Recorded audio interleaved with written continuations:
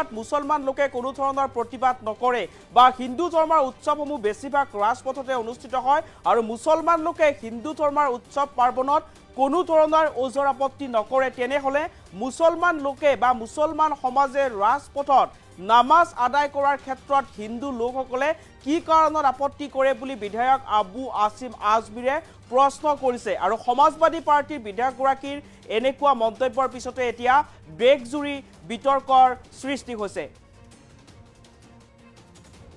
ৰাজপথত নামাজ আদায় কৰিব নোৱাৰাৰ কাৰণ কি? এগৰাকী বিধায়কে এইবাৰ প্ৰশ্ন কৰিছে। হিন্দুৰ প্ৰায়সমূহ উৎসৱৰ বাবে বন্ধ হৈ পৰে ৰাজপথ, তেন্তে মুছলমানে কিয় ৰাজপথত নামাজ আদায় কৰিব নোৱাৰে বুলি বিধায়কগৰাকীয়ে প্ৰশ্ন কৰিছে।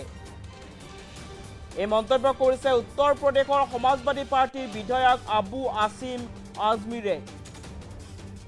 হিন্দুৰ বহু উৎসৱত ৰাস্তাত তীব্ৰ যান-জঁটৰ সৃষ্টি হয়,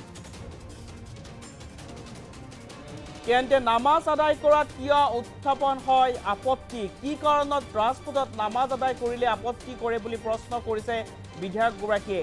সমাজবাদী পাৰ্টিৰ বিধায়ক আবু আসিম আজমিৰ মন্তব্যক লৈ এতিয়া দেশজুৰি প্ৰতিক্ৰিয়াৰ সৃষ্টি হৈছে। হিন্দুৰ উৎসৱৰ সময়ত কেতিয়াও মুছলমানে প্ৰতিবাদ নকৰে, কিন্তু মুছলমানে ৰাজপথত নামাজ আগবঢ়ালে উত্থাপন হয় ওজৰ আপত্তি। আৰু কি কাৰণত মুছলমানে ৰাজপথত নামাজ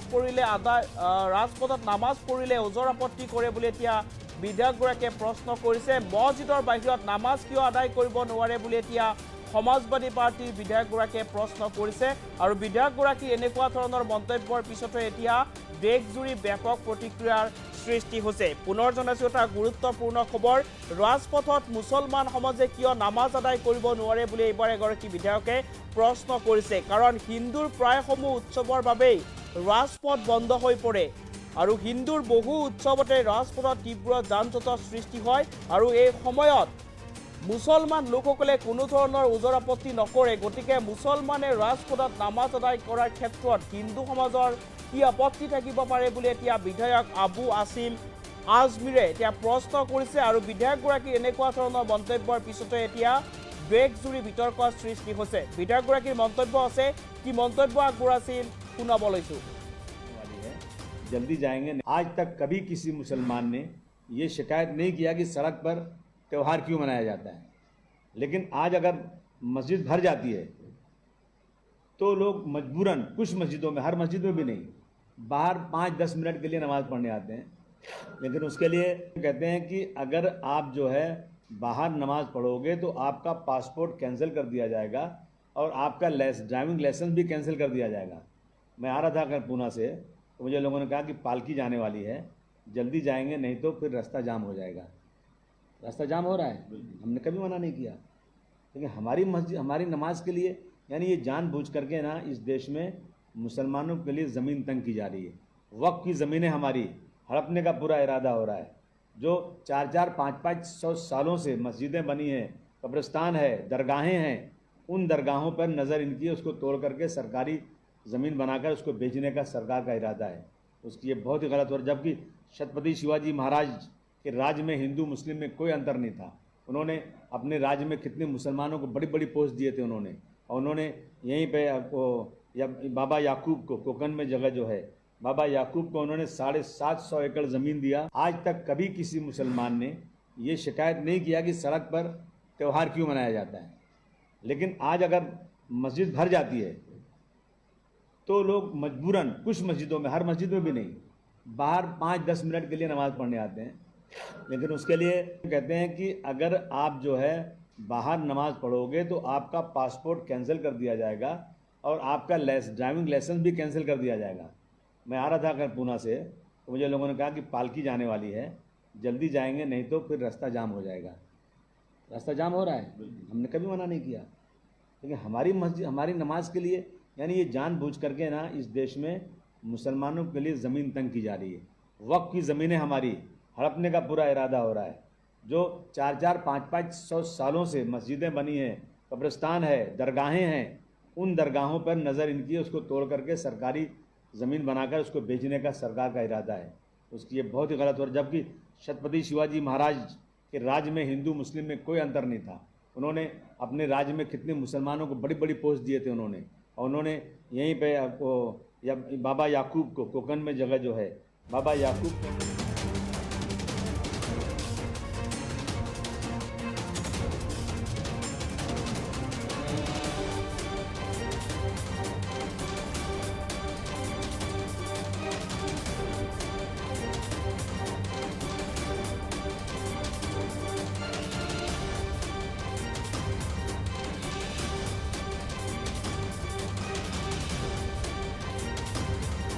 कर दिया जाएगा।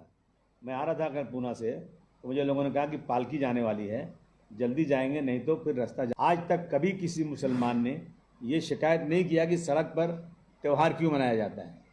लेकिन आज अगर मस्जिद भर जाती है तो लोग मजबूरन कुछ मस्जिदों में, हर मस्जिद में भी नहीं, बाहर 5-10 मिनट के लिए नमाज़ पढ़ने आते हैं। लेकिन उसके लिए कहते हैं कि अगर आप जो है बाहर नमाज पढ़ोगे तो आपका पासपोर्ट कैंसिल कर दिया जाएगा और आपका ड्राइविंग लाइसेंस भी कैंसिल कर दिया जाएगा। मैं आ रहा था अगर पूना से, तो मुझे लोगों ने कहा कि पालकी जाने वाली है, जल्दी जाएंगे नहीं तो फिर रास्ता जाम हो जाएगा। रास्ता जाम हो रहा है, हमने कभी मना नहीं किया। लेकिन हमारी मस्जिद, हमारी नमाज के लिए, यानी ये जानबूझ करके ना इस देश में मुसलमानों के लिए ज़मीन तंग की जा रही है। वक्फ की ज़मीनें हमारी हड़पने का पूरा इरादा हो रहा है। जो 4-4, 5-500 सालों से मस्जिदें बनी हैं, कब्रिस्तान है, दरगाहें हैं, उन दरगाहों पर नज़र इनकी है, उसको तोड़ करके सरकारी ज़मीन बनाकर उसको बेचने का सरकार का इरादा है। उसकी ये बहुत ही गलत हो रहा है। जबकि छत्रपति शिवाजी महाराज के राज में हिंदू मुस्लिम में कोई अंतर नहीं था। उन्होंने अपने राज्य में कितने मुसलमानों को बड़ी बड़ी पोस्ट दिए थे उन्होंने, और उन्होंने यहीं पे बाबा याकूब को कोकन में जगह जो है बाबा याकूब को उन्होंने 750 एकड़ ज़मीन दिया। आज तक कभी किसी मुसलमान ने ये शिकायत नहीं किया कि सड़क पर त्यौहार क्यों मनाया जाता है। लेकिन आज अगर मस्जिद भर जाती है तो लोग मजबूरन कुछ मस्जिदों में, हर मस्जिद में भी नहीं, बाहर 5-10 मिनट के लिए नमाज़ पढ़ने आते हैं। लेकिन उसके लिए कहते हैं कि अगर आप जो है बाहर नमाज पढ़ोगे तो आपका पासपोर्ट कैंसिल कर दिया जाएगा और आपका ड्राइविंग लाइसेंस भी कैंसिल कर दिया जाएगा। मैं आ रहा था अगर पूना से, तो मुझे लोगों ने कहा कि पालकी जाने वाली है, जल्दी जाएंगे नहीं तो फिर रास्ता जाम हो जाएगा। रास्ता जाम हो रहा है, हमने कभी मना नहीं किया। लेकिन हमारी मस्जिद, हमारी नमाज के लिए, यानी ये जानबूझ करके ना इस देश में मुसलमानों के लिए ज़मीन तंग की जा रही है। वक्फ की ज़मीनें हमारी हड़पने का पूरा इरादा हो रहा है। जो 4-4, 5-500 सालों से मस्जिदें बनी हैं, कब्रिस्तान है, दरगाहें हैं, उन दरगाहों पर नज़र इनकी है, उसको तोड़ करके सरकारी ज़मीन बनाकर उसको बेचने का सरकार का इरादा है। उसकी ये बहुत ही गलत हो रहा है। जबकि छत्रपति शिवाजी महाराज के राज में हिंदू मुस्लिम में कोई अंतर नहीं था। उन्होंने अपने राज्य में कितने मुसलमानों को बड़ी बड़ी पोस्ट दिए थे उन्होंने, और उन्होंने यहीं पे बाबा याकूब को